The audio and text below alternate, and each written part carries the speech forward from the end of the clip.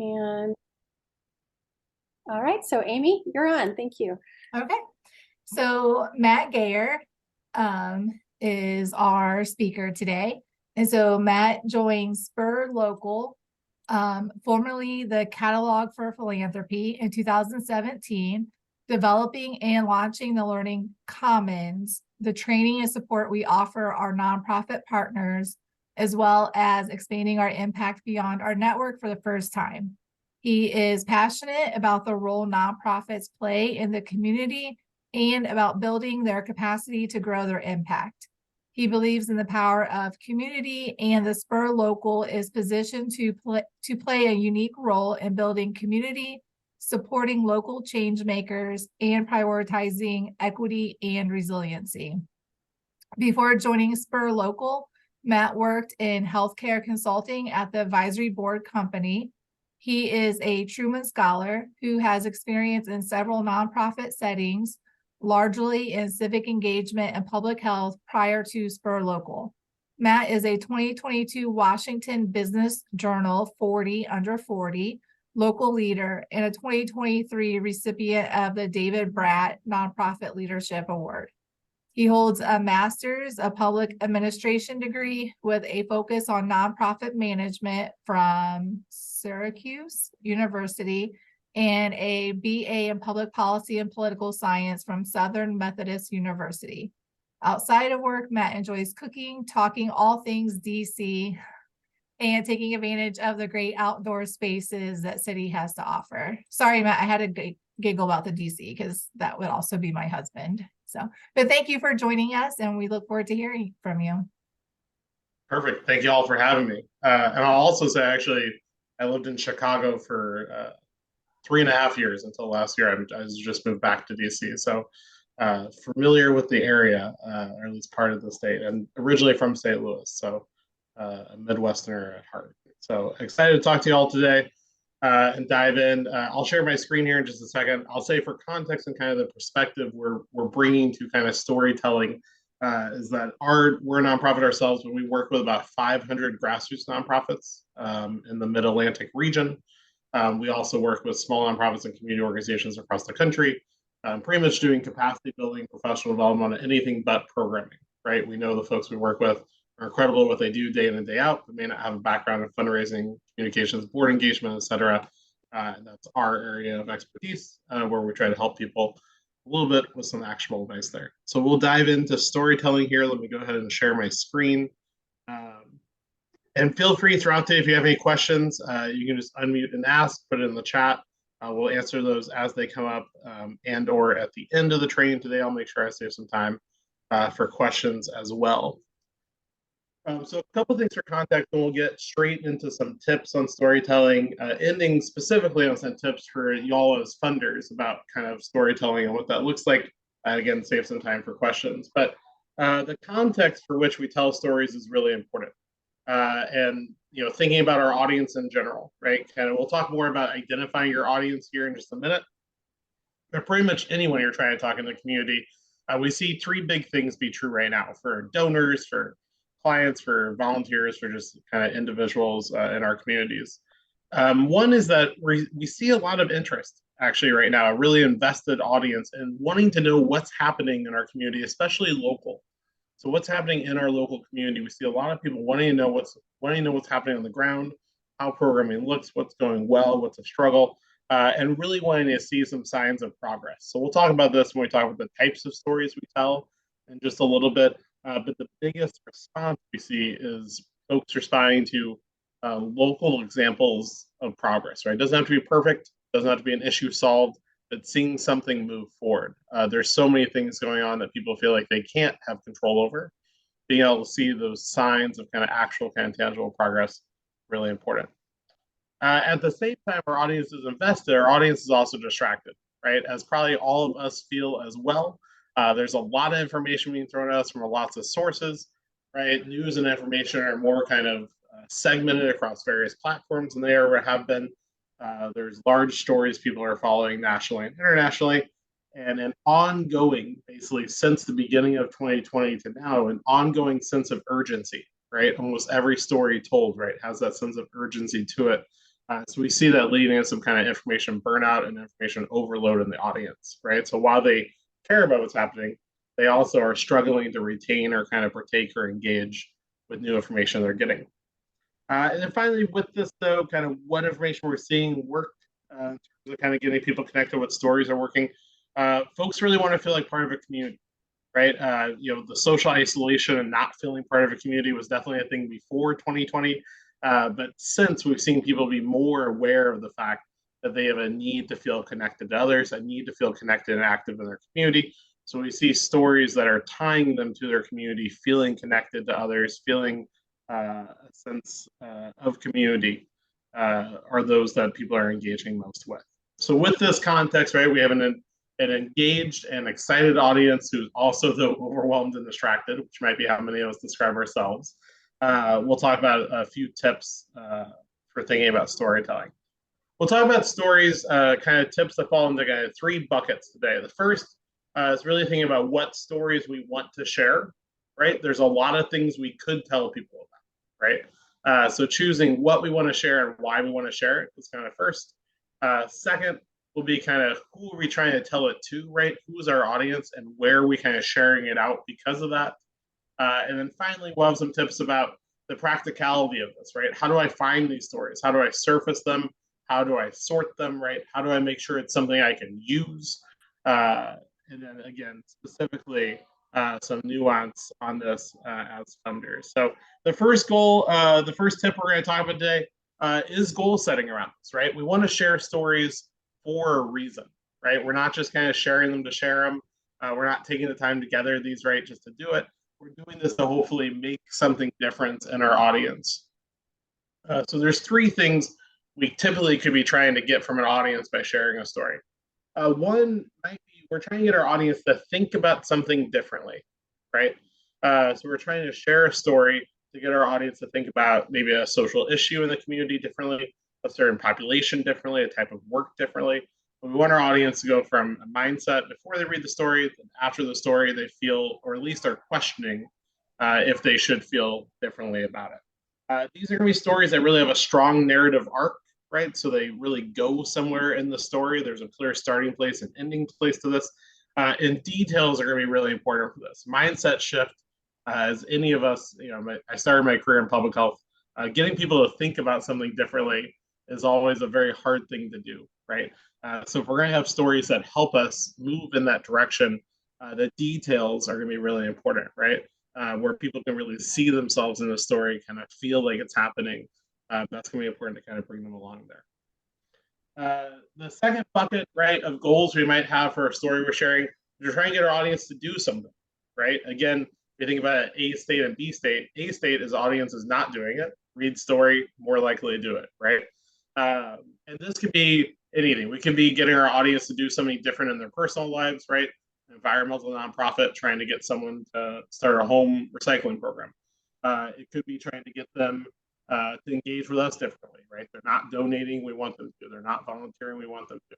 It could be getting them to do something with our grantees or with the community at large.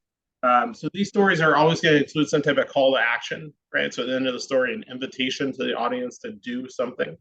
These are going to be most effective if they have a really strong central character, right? People get personally attached to the character in the story, then are more likely to say yes to that call to action at the end, because they're thinking about how that could theoretically help someone like the person they just read about. It's going to be important these stories kind of relate to the audience personally. And then finally, we may be trying to get our audience to feel a sense of connection, right? So they may not necessarily need to think about something different. Maybe they're already a supporter, already on board with kind of what we're kind of suggesting. Maybe they're already doing the thing we want them to do. We want them to feel more connected, feel more kind of seen as part of the group, as part of the team. So this is going to focus on kind of stories of grantees, community members, almost exclusively. It's going to really focus on the community aspect of that story and impact, right? This great thing that happened did not happen just because one person did something, but because a whole team supported it or because we partnered with that organization, right? So really showing how it took a village, right, to kind of get X, Y, or Z thing done, and then inviting that audience to participate at the end, similar to the call to action in the action bucket. So every time we tell a story, we should be thinking about which of these three things are we trying to do. And that action, I'll say a lot of times could be simply, I want them to read more on our website, right? I want them to read an article or something. So it doesn't have to be a big thing, but we should have some type of goal, because that goal is going to inform the type of story we share, the audience we're sharing it to, and kind of where we're sharing it.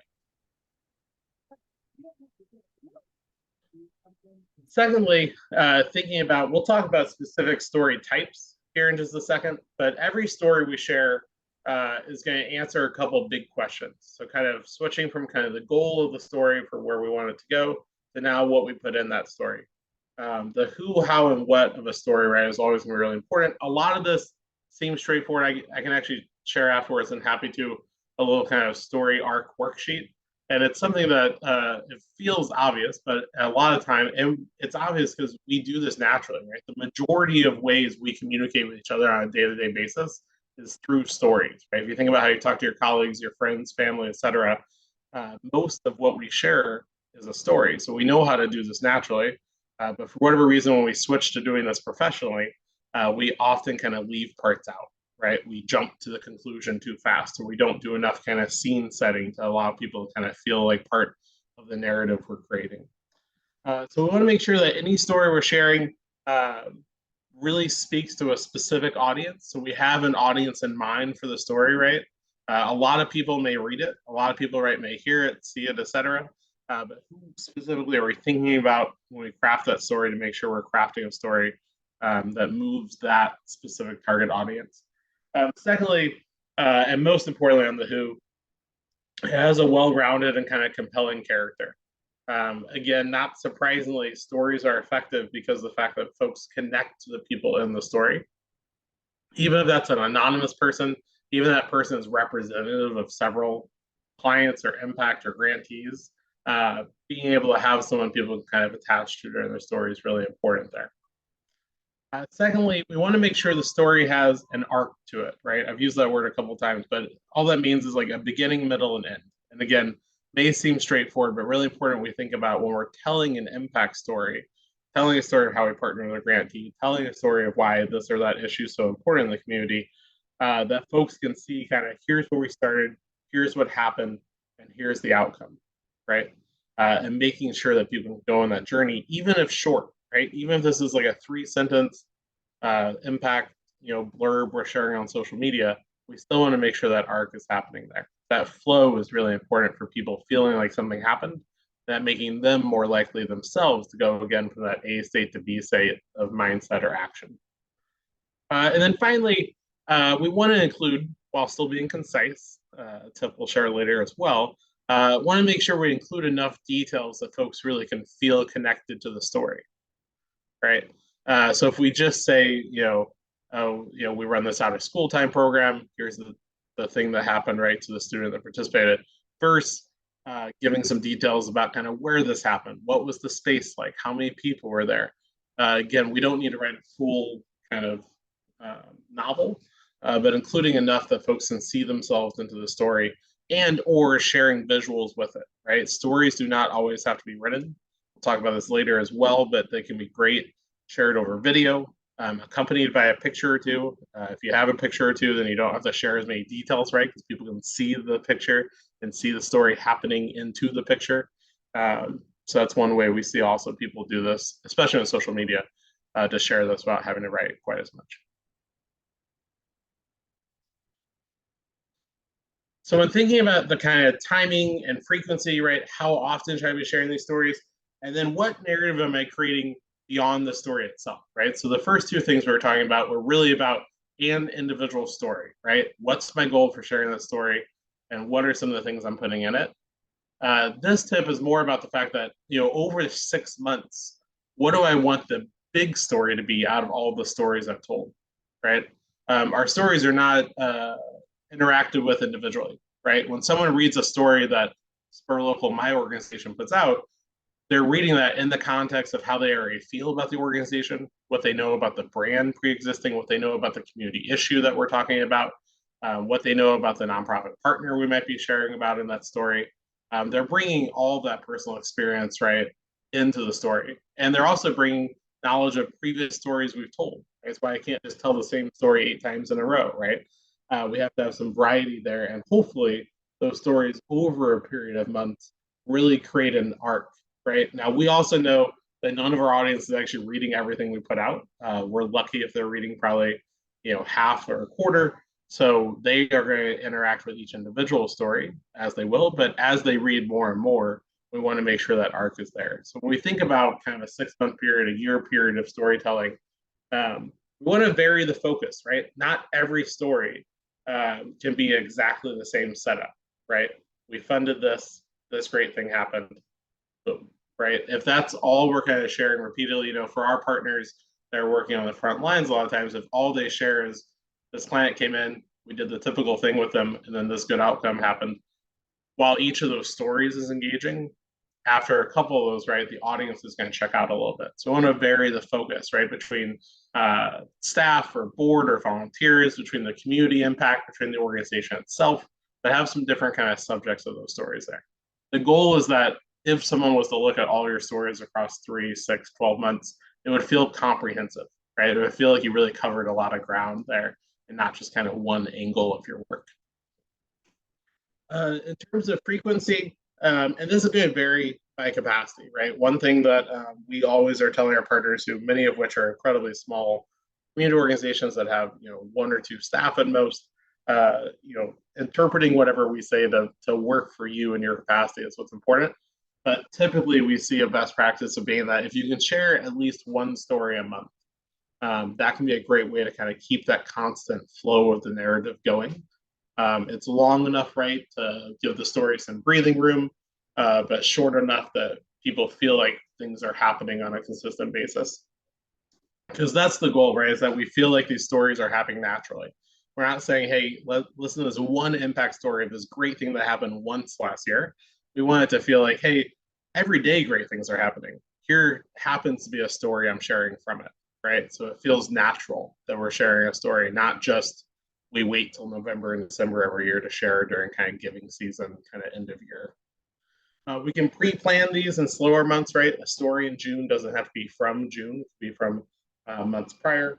And definitely okay to share more. I would say probably, especially if it's going to be a longer story, more than kind of 2 or 3 a month would probably be a heavy amount for the audience. But 2 to 3 at highest, monthly is the goal. But if this needs to be quarterly to start because of your capacity, the big thing is about committing to doing it regularly. And then in terms of kind of where we're sharing this, we'll talk more about this in a second, tying this to kind of who our audience is. But the story doesn't have to look the same every time, right? Some stories might be a little longer, some a little shorter. Having that variety of length can actually be a really good thing for the audience, so they don't always expect one thing from you for that. They'll stay more engaged that way. And again, it makes it feel more authentic. And again, our goal is that storytelling feels like a kind of natural part of the work that we do.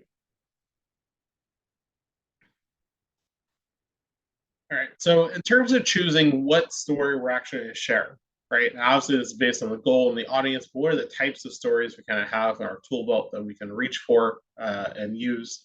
We see them fall in kind of 4 big buckets, right? And there's probably some that kind of blend this. You could definitely draw a story that kind of has 1 or 2 of these things included in it, 2 or 3 of these things included in it, but generally 4 big buckets. The first is on the ground, and this is the typical story you probably think of, which is some type of client, community, grantee impact story, right? This nonprofit did this great work, and this happened for this participant in the program, right? This happened for the student they worked with. This is how the community benefited from it, but some type of impact story on the community itself. This also, as a funder, could be an impact story on the grantee themselves, right? That probably gets a little bit more to the backstage bucket I'll talk about in a second. But it should be something that feels inspirational, feels like it shows impact and shows progress. So this, again, is probably the bucket people most think of that we see people first turn to when trying to tell stories as an organization. And this is the bucket, I'll say, that is most motivational for the public, right? In terms of getting them to do something, donate, volunteer, take a personal action. The on-the-ground stories, right, are going to be those that move the needle the most. The second bucket, though, this is definitely one that I feel like gets overlooked a lot of times in the space, is that backstage kind of behind-the-scenes story, right? How did this impact come to pass, right? who might be making some funding decisions. How do we make those? How did the grantee and the grantor kind of partner, right? For nonprofits, a lot of times this looks like the prep for a community workshop they might hold, right? So not just saying all the great stuff that happened because of the session, but showing a little bit about all the work that goes into making that 1 hour workshop happen, right? So thinking about, are there some stories from the process, the team's operations? The goal of this backstage story is typically to show the expertise, the drive, the commitment, and the level of work that the organization does, right? So a little bit of kind of humble bragging, right, about the work that they have going on behind the scenes to make people feel confident and connected to kind of the knowledge that the organization is bringing to the work. The third bucket here, origin story. This is always really important that we have this down and can share from time to time. This isn't going to be one we share routinely. It is going to be one that's important to share at least a few times a year and have a really good narrative too. But how both the organization got started and or you as a leader of that organization got started, right, in this work. That's always kind of a story that is going to have some kind of personal passion to it, personal interest to it. Highlighting how the organization's changed over time, been responsive to community needs. All that kind of goes in that origin/growth story. And that can be a great way to get people connected to the work, to the individuals at the organization, and to understanding kind of the context the organization works in the community. And then finally, if you have these stories, it can be great to think about highlighting every now and then stories of supporters of yours, right? So folks that donate, folks that serve on the board, volunteers, long-term staff member, highlighting those type of supporters can inspire others to want to support you as well, right? Or want to support the cause, the work, the issue that you're focused on. So that supporter bucket can be really great to sprinkle in there. Again, so there's a change of focus in our stories across the year, and we're not sharing the same story every time.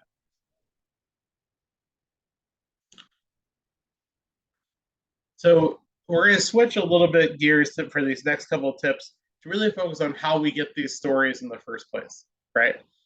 So how do we get our staff, our volunteers, our grantees to actually give us stories that we're able to then share out into the public, right? So we'll talk about both how to motivate that a little bit and then what to do with stories as they come in the door, right? The kind of logistics of that. So a few different ways to motivate that storyteller. And again, depending on your organization, the size of your organization, the structure of it, that storyteller may be staff at your organization, right? A program officer type role who's working with grantees, a communications person, any folks that are working directly in the community. Or that storyteller could be a volunteer, storyteller could be a board member, storyteller could be one of your grantees, right, that you funded. Being able to motivate that group, how do we do it? So a couple of different ways here. One is thinking about some type of group motivation, right? And group motivation, what I mean by that is having some type of meeting, whether it be a regular kind of grantee or staff meeting, doing this over email possibly, but highlighting someone who has shared an impact story with you that you think is a good example of what you'd like to get moving forward, celebrating that story in front of the group, and having a routine way that people can submit, right? So maybe at our monthly, quarterly, et cetera, meeting of grantees or staff, we always highlight a story we've had during the month or quarter prior. We actually see over time, folks then want to get their story highlighted, right? They get excited by that group dynamic of wanting to be able to share their own story there and have their story kind of be chosen by leadership.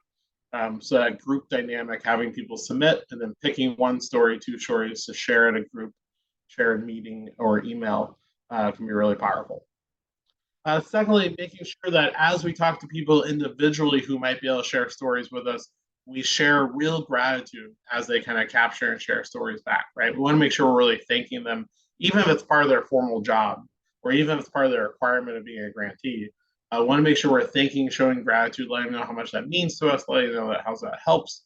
As people feel like that storytelling piece is valued and not just a box to check, they become a lot more likely to do it, and they usually share better stories, right? So we want to switch storytelling from something I have to do to something I get to do, right? And that one-on-one gratitude can be really important for changing that dynamic. Secondly, we see organizations a lot of times offer some type of reward, small gift card. The motivational power of a $5 Starbucks gift card is farther than you would expect, right? So small gift card, other benefit for kind of, the best story of the week, story of the month, the most stories over kind of a month or quarter, whatever that might be. This again could be something we make available to our grantees, make available to our staff, to volunteers, depending on the structure of the organization. We see that make a big difference. And again, that kind of little bit of gamification, a little bit of healthy competition there can really inspire folks to submit a lot more stories than they were previously. And then finally, a lot of these kind of group dynamics, rewards, right, incentives, praise is really important. But we also think it's really important sometimes just sit down with the folks you're asking stories from and sharing why it matters, right? We're not asking for stories just to do it. We're asking for stories back to that first slide, back to that first tip, I should say. We're asking for these stories to do something, right? We want to change mindset. We want to drive action. We want to build connection. There's goals we want to accomplish that we have to have stories for, right? And this is the type of impact it could have as folks, again, understand the importance of storytelling and what it can do. They're a lot more likely to work with you as a partner to kind of surface and share those stories that can be really difference makers for you in your communications. With that, as inspired as they may be because you just did those things, they are still very busy, right? And that's going to be true regardless if they're staff of your organization, grantee, a partner, volunteer, etc. So how can we make it super easy for them to submit those stories, right? How can we make it very accessible for them to do so? First, making sure there's some type of digital option, right? And again, some of these are going to fit better than others depending on kind of the culture of your organization, the culture of the folks that you're trying to get stories from. But a lot of times having an easy digital option can be a great way for people to submit a story. This can look a couple different ways. It could be just a standing email address, right? You have stories@myorganization.org, and people can just email that anytime. Email kind of a quick couple sentences about the story, save there, and you can go check that inbox weekly, bi-weekly, monthly, whatever you have capacity for, then follow up to get more details on those stories. We also see organizations sometimes just have a standing survey link, right? SurveyMonkey, Google form, it's always open and people can click it. Has like 3 or 4 questions in there at most, very quick to fill out. People can put that story in. The goal there is that they don't have to write this perfect story, right? That's what you're going to do. You're going to, add a narrative to it, ask additional questions, add a flow, right? Edit it, kind of write it professionally, etc. They just need to give you kind of enough details of topic that when you go back to them, they're going to remember what story they're talking about. So having this open kind of 24/7, this is especially important if you have folks that may be working during non-traditional hours, right? This is often true a lot of times for our nonprofits that are on the front lines that have staff at all hours and all days. Making the submission quick, and again, emphasizing it doesn't have to be perfect, and then giving a couple of examples, right? Because even if we say like, what was the main impact that happened there? We may know what that means. Person submitting a story may not. So give it a couple of examples. We also can surface these kind of in real life, right? Offline in one-on-one conversations. So aim for these to be kind of short, just 10 or 15 minutes. Maybe they're monthly, maybe they're quarterly. We're asking questions to uncover stories, right? We're saying, hey, when you think about work this past month, what is kind of the first client that comes to mind, right? Or what's the first piece of impact that comes to mind? What's the stat that comes to mind, et cetera? Getting additional details in that moment, and then we can circle back for both their sign off, their approval, and or their permission there. And then finally, we want to be clear what we need or don't need, right? We don't need them to write out a 5-page narrative of the whole day. We can emphasize the initial story they share can be pretty short, can be pretty quick. We can always follow up to get more details. The big things we need there is kind of the main story steps, right? That beginning, middle, and end, who the character is, a little bit about the stakes, and a little bit about the outcome. And then finally, we get all these stories, right? We've done a great job making it easy. We've done a great job motivating people. what do we actually do with all these stories now that we have them? Thinking about how to sort these stories is going to be really important there.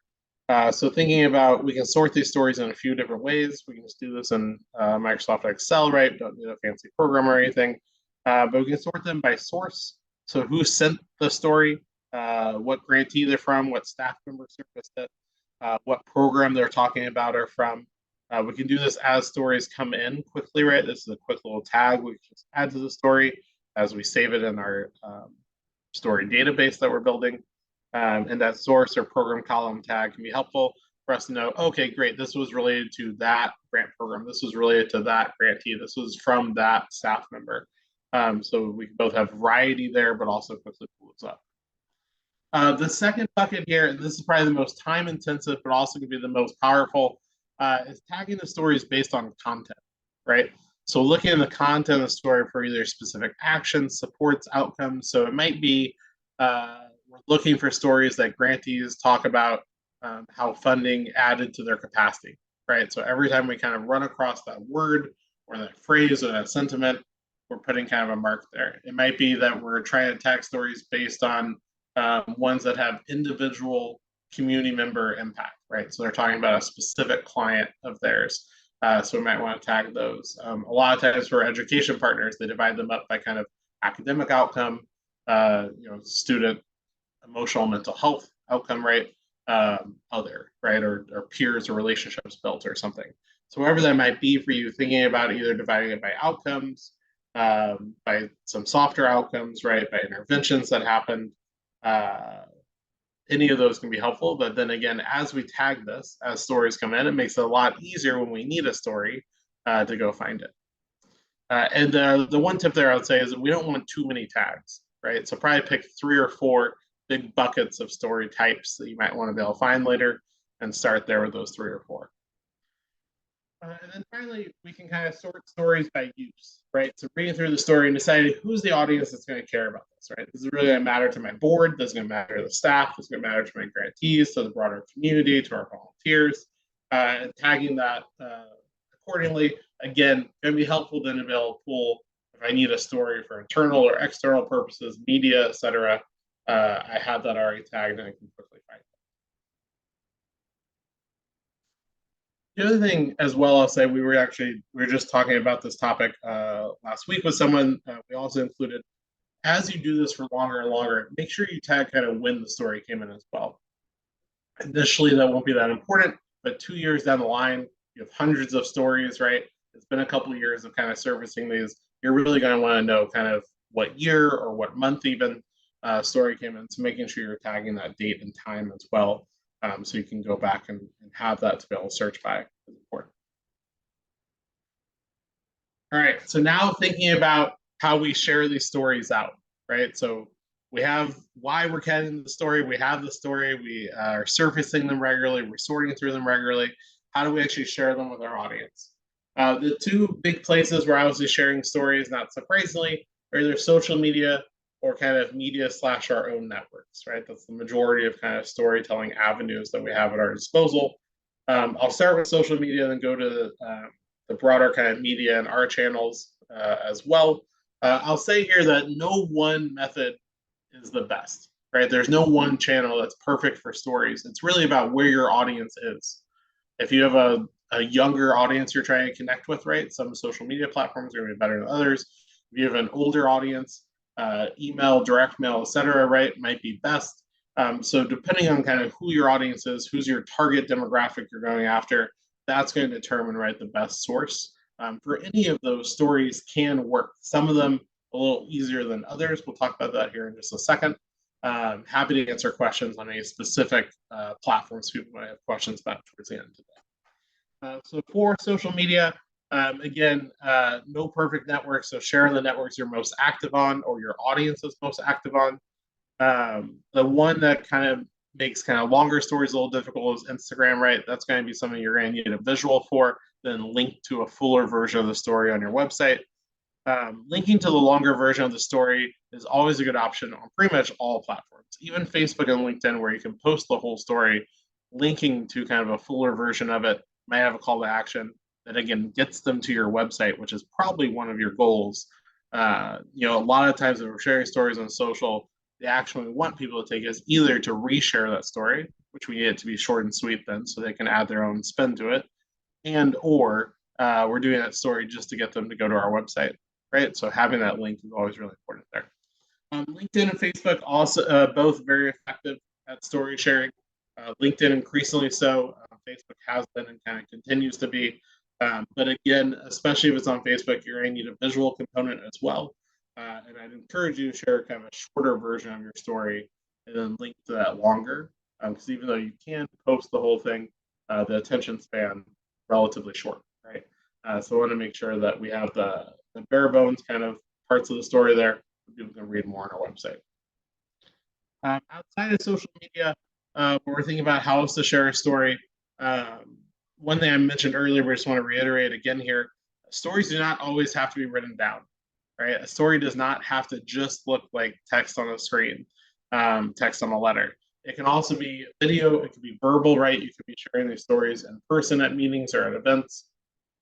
But especially video, I think we see that be underutilized in the kind of nonprofit community space.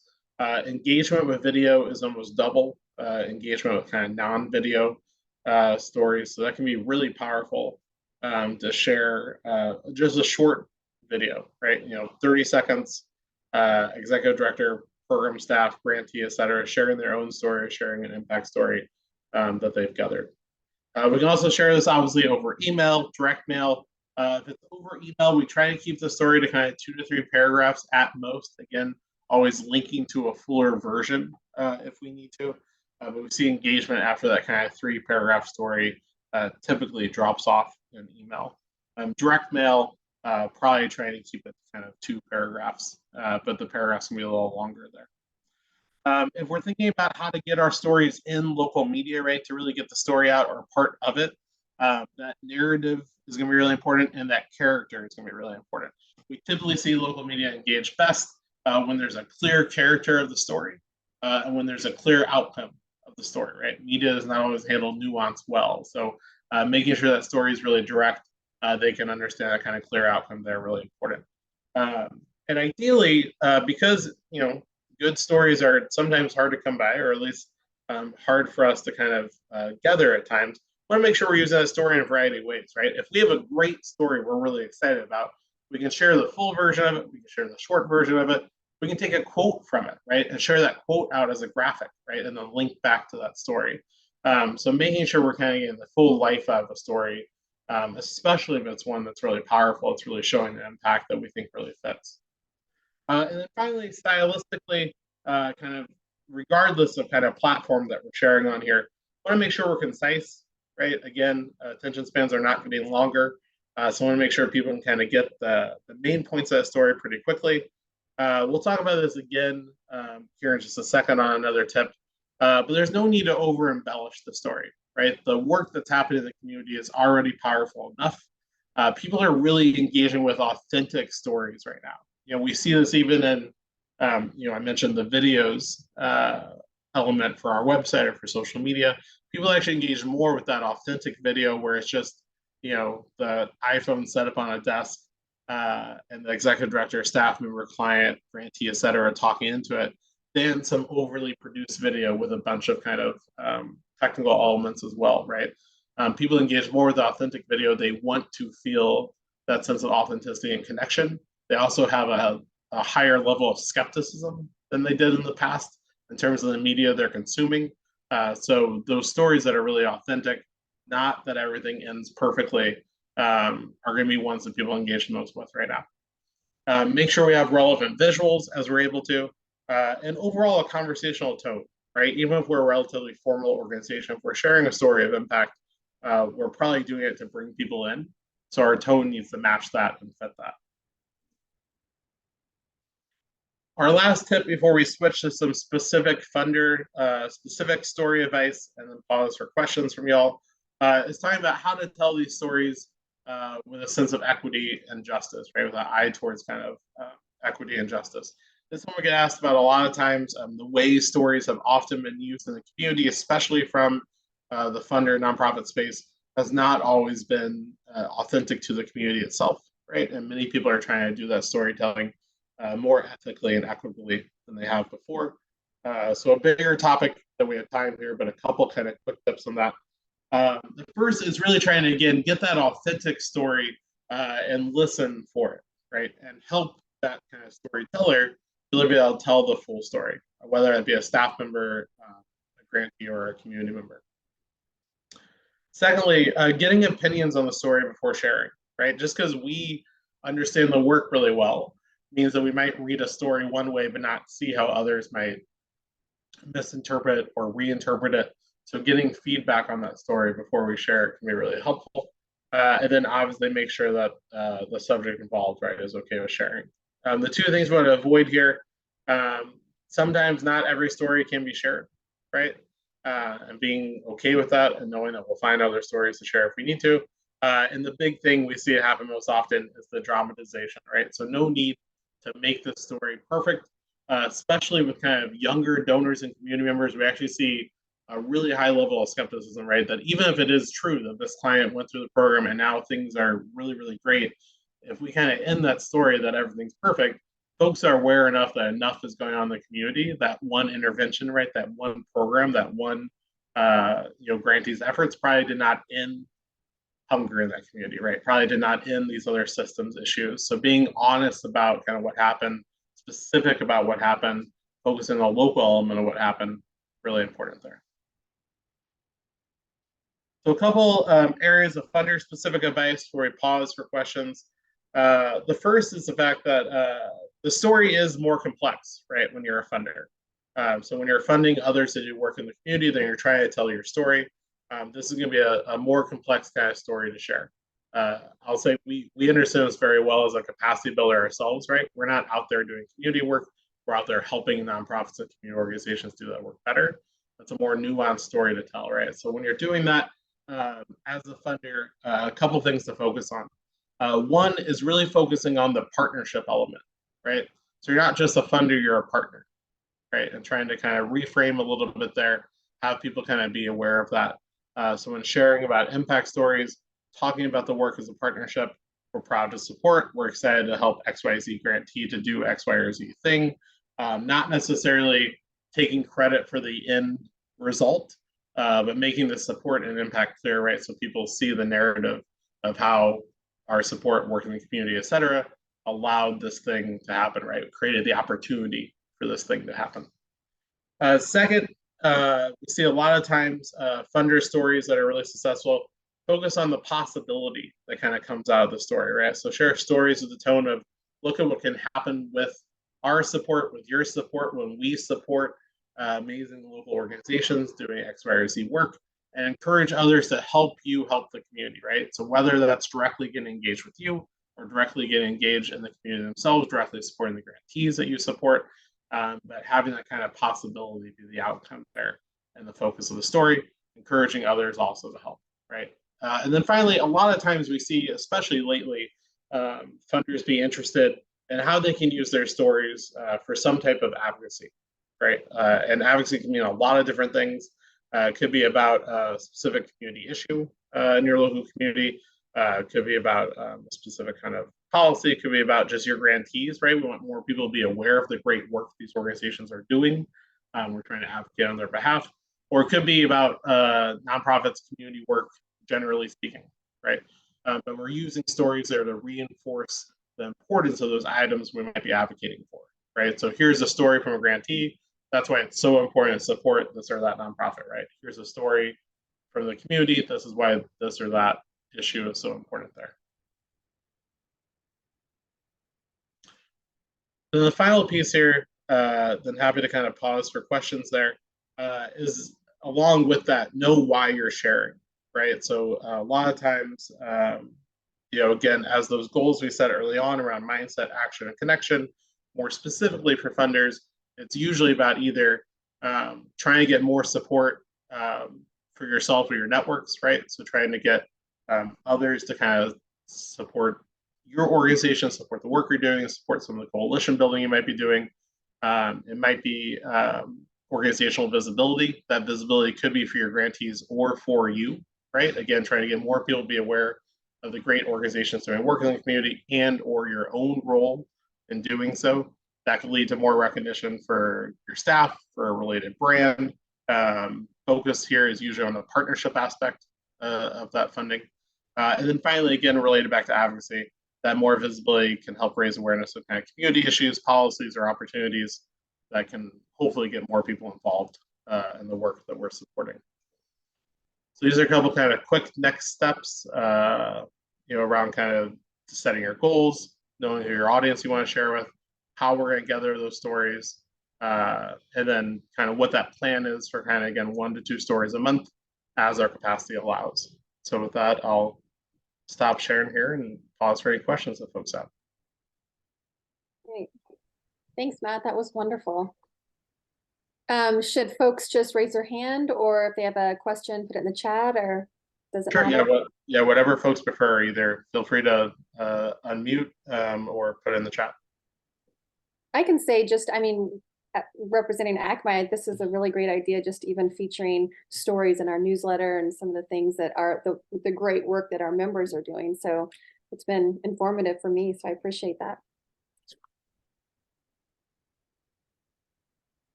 Any questions from anybody? Comments or anything like that? We've got Lynn, yes, gave her a lot to think about, our president, ACMI president.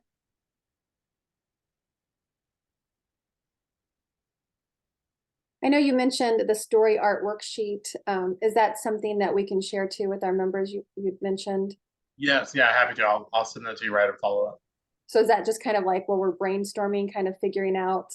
Exactly, yeah. And again, you look at things like that. I know from personal experience, and it seems obvious, but a lot of times can be really helpful to kind of break down and write down what is the setting of the story I'm going to tell, right? What is the conclusion of it? Because again, while we might share that naturally if we were just chatting, sometimes that gets left out when we're actually kind of formally writing it down. Yeah, okay, that's great. Any feedback from anybody? I was just going to say, I think one of our agencies might have taken your presentation before, because it looks like they use a lot of what you just shared in a lot of what they present and how they present things. And I agree with Jody. I think I wish I'd had this a while back ago. I'm at the end of my career, but I think it would definitely be useful for us, again, as a mental health board, again, working in partnership with those individuals or groups that we fund, or organizations rather that we fund. It'd be real valuable information for them. Definitely, no, I appreciate that. I think, having worked in public health, I'll say, those stories are so important to kind of shifting some community mindset, right? About a lot of work we do, right? Or about certain causes or issues. And we see stories be a lot more effective than stats, right? Stats can help support that. The stories are really, really help bring people along a lot of times. Absolutely. I just returned from the Illinois Problem Solving Court Conference, and they always have like a panel of people with lived experience, and that is the most impactful session. So again, if you can have it from those who have lived the experience, share it from their perspective, it does reach out so much larger than us trying to tell the story. Yeah, Matt, thank you very much for presenting today. Is it possible to get a copy of the slides as well? Yes, yeah, I'll make sure along with that worksheet, you all have a copy of the slides. Yeah. Fantastic. And I'll send that out to everybody once we get it uploaded to our page and that. So. And it seems like, just thinking, for advocacy purposes, it seems like, you have those stories and you're sharing that could also then be used when you're advocating, and seems like it's kind of like a multi-purpose kind of a thing. Definitely. And I think a lot of times we see a lot of the most successful, especially local advocacy, starts from being story-based, right? Again, folks are a lot more likely to kind of get on board with, engage, be willing to be approached by a story than other forms of kind of advocacy or kind of narrative we might be using. Linda, you had your hand raised. Well, I don't want to bog you down with questions, because the questions that I have are kind of specific to barriers that some of my partners around the state may have already overcome. So I don't want to, I think I'll figure out the barriers, but just a couple of comments. Like, I appreciate the agency's sharing stories and being invited to do so. And for another reason, which is that one thing I've learned is if you ask somebody a question, you have to listen to the answer. So like, it's easier to listen to the anecdotes. It's easier to respond to them and prove that we listened. So we're sitting with, 400 pages of year-end reports that agencies have submitted, and many of them contain their very best thinking about what happened, about the outcomes that they achieved during the year, and about the barriers that they're dealing with, but we don't have time to read them. So I've actually got a little research team from the university on contract to help me read these, because I think it is really important. And one way to prove it is to lift up a few of those example stories. So this is right on time for me. This is very reinforcing, and also affects the way I'm going to structure some of our application questions to sort of invite more of this way of sharing, what your plans are and what your successes are. So I like all that, but also wanted to say thank you, Debbie, for bringing up this kind of fast growing phenomenon that at all of our conferences, we want to hear from people with lived experience. I just want to, now maybe this is a question for you, Matt. The way people with lived experience tell their stories is very different from the way we talk about services, or even the way agencies talk about what they've accomplished. And I'm finding that some of us aren't ready for that. So I think you covered that, like audience and platform, but that's something that's emerging quickly. Yeah, anyway, thank you. Thanks, Lynn. Amy, you had a question? So Lynn kind of mentioned this. So quickly, what we ask our grantees is to share like a personal success story at their year-end report. And then we do like quarterly newsletters to 3 times a year. And we make sure that we share a success story in each of them, because the same thing as Lynn said, like if our board members were just looking at it that one time a year, they're inundated with so much other information that we found a way to try to spread it out. But then also I've noticed like this year, so we do presentations for grantees, or excuse me, for applicants. And we had 2 agencies this year that had someone with lived experience talk about like their experiences in that program, which was new for us. And so I have mixed feelings about that. So I feel like their story was very impactful and it was helpful. You could also tell like the agency did a great job of working with them, to kind of help to what Lynn was saying, so that they're able to consider their audience. But then afterwards, I talked to the people. I'm like, we have to follow Open Meeting Act. And so what that means is that we have to have minutes. And so we still want to protect your confidentiality, but like, this is what it's going to look like. And like making sure that they're okay with that, because I still have some, and all of them were fine with it. But then I always get into like, what level of consent can they really give me right now? Like if they feel like they're euphoric from being in that moment, and they're, what coaching have they had from this agency? And so that's the challenge I get with people with lived experience, like sharing certain things, is especially if it goes public, is like, how can that affect them in their future if they're like, Amy has blah, blah, blah. I just get concerned about like how that can affect. And I know like we're put like people who lived experience and behavioral health, like we desperately need them for many reasons in this field. But I'm always just mindful of like, I don't want someone to be extorted or to have things taken from them or have things affect them because of sharing their story.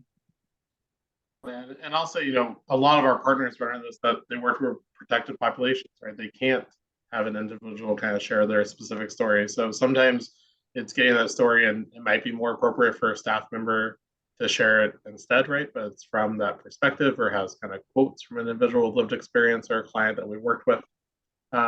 If you are kind of getting consent from a client to share a story, getting that consent ahead of time, right? Not in the moment, is definitely a tip we see our partners kind of follow, So there's a little less pressure, right, to say yes there, as you're kind of alluding to. And depending on the type of work and kind of the setting, it can be really powerful, impactful, and kind of the most equitable choice to have someone directly kind of share their story. Other times, that may be the wrong choice, right? So it really is kind of situation by situation. But I think planning ahead for that, having that conversation ahead of time, and thinking about why we'd want someone there versus one of our staff sharing it, all really important to consider. That's really good advice. Thank you. Any other questions from anyone?